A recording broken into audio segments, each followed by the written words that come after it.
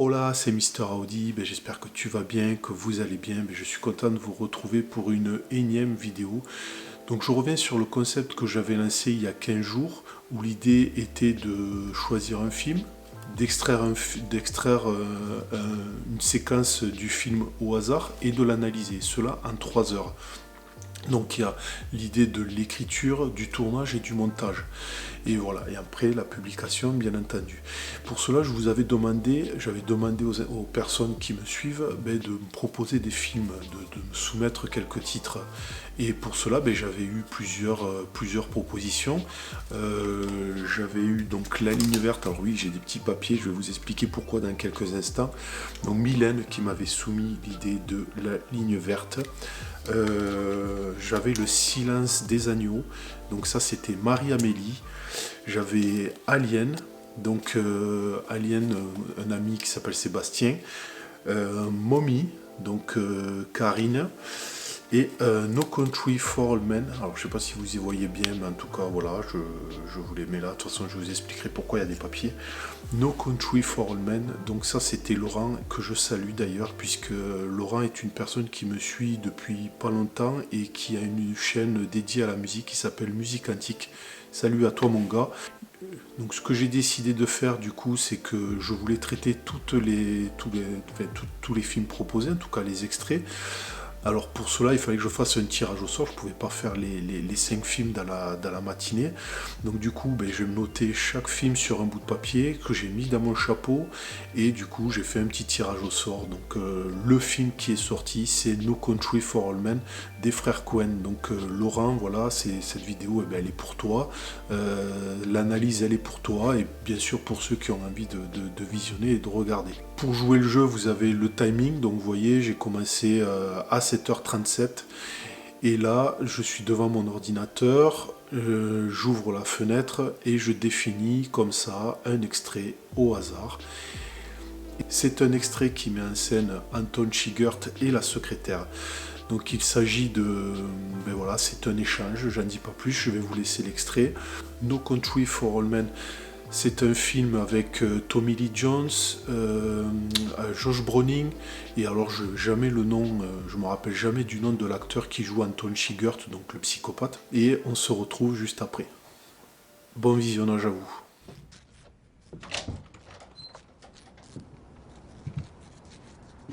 Monsieur, Je venais voir Llewellyn Moss. vous êtes allé frapper chez lui? Oui. Je dirais qu'il doit être à son travail. Vous voulez laisser un message? Où est-ce qu'il travaille? Je peux pas le dire. Où est-ce qu'il travaille? Monsieur, j'ai pas l'autorisation de donner des renseignements sur nos résidents. Où est-ce qu'il travaille? Est-ce que vous comprenez quand je parle? Je vous ai dit que j'avais pas le droit de donner des renseignements de ce genre.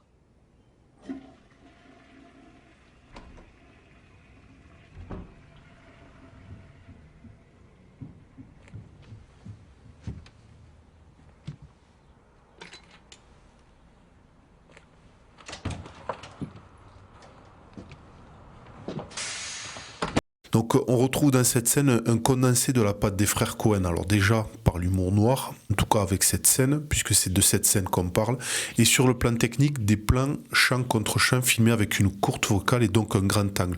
Alors je me souviens, c'était les reproches qu'on avait donnés au film Les 8 salopards de Quentin Tarantino, donc de filmer en Panavision et en grand angle, donc dans une auberge à huis clos. Donc c'est vrai que ça paraît un peu paradoxal, mais vous allez voir, ça prend tout son sens. Donc pour commencer, j'aborderai la technique pour terminer avec l'aspect humour noir. Alors pourquoi filmer en grand angle des situations aussi banales que des discussions en champ contre champ, alors que ce type de focales sont normalement dédiées pour les plans d'ensemble ou les plans généraux, type environnement, paysage, etc. Alors les frères Coen, laissons ça d'un côté et on va parler de la manière dont sont filmés les champs contre champ. Les frères Coen décident dans cette scène, comme dans la majorité de leurs champs contre champ, de filmer en mono-personnage et éviter les amorces.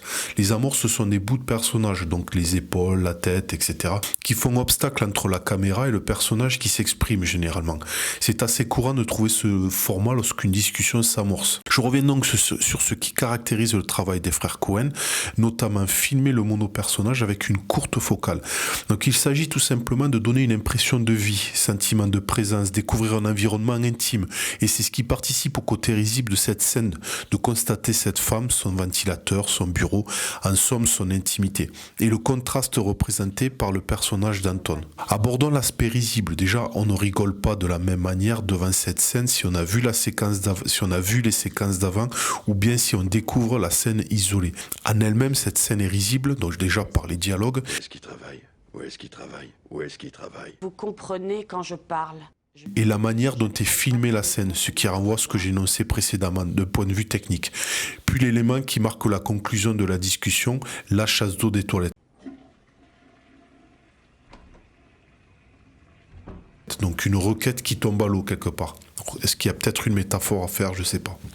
A contrario, si tu connais l'œuvre et la cruauté du personnage, tu ris avec tension, car tu te dis à quelle sauce Anton Chigurh va la manger, après le refus d'obtempérer. Tu ris aussi de l'improbabilité de la situation. Alors autant te dire, si tu n'as pas vu ce film, que s'opposer à la requête du bonhomme, c'est comme s'opposer au T-800 dans Terminator lorsqu'il cherche Sarah Connor. Vous savez, dans le film de James Cameron. À la différence avec le T-800, et c'est pourquoi elle reste en vie, c'est qu'Anton Chigurh, et même s'il a une psychologie particulière avec un profil de psychopathe, dénué de toute empathie, il reste un humain et a un fonctionnement propre à lui. En effet, si on remarque bien, les gens qui restent en vie après avoir croisé son passage dans le film sont les personnages qui ne connaissent ni lui, ni son profil de tueur. Je pense à cette scène, mais aussi à une des scènes de fin avec les enfants. Monsieur, vous avez un os qui ressort. Ça va, je m'assois juste 5 minutes. Il y a une ambulance qui arrive. Le monsieur là-bas, il a téléphoné. D'accord. Il est traité de cette manière comme un sujet lambda. Et dans cette scène, c'est ce qui se passe. Elle s'oppose et remporte même le duel. Elle ne cède pas. Est-ce que vous comprenez quand je parle? Je vous ai dit que j'avais pas le droit de donner des renseignements de ce genre. Et lui s'en va alors que le pire aurait pu arriver à Dame. Et c'est ce qui participe également à faire sourire tant il s'agit d'une situation décalée. Et là, tu fais ouf à la fin. Alors pour aborder un dernier aspect technique qui participe au paradoxe de la scène, c'est qu'il s'agit d'une scène filmée essentiellement en plongée et contre-plongée. En temps normal, dans le langage cinématographique, cela signifie qu'il y a un dominé avec la plongée et un dominant avec la contre-plongée. Là, à l'occurrence, il s'agit de l'inverse. Bon voilà, j'espère que ça vous a plu. Et je voulais remercier aussi à toutes les personnes qui jouent le jeu, qui m'ont proposé ces films. En tout cas, moi, ça me donne de la matière pour m'entraîner, pour travailler, pour affûter mon œil, comme je le dis souvent dans ces vidéos-là. Et pour les personnes qui ont envie de me proposer des films, c'est avec grand plaisir que j'essaierai de les traiter.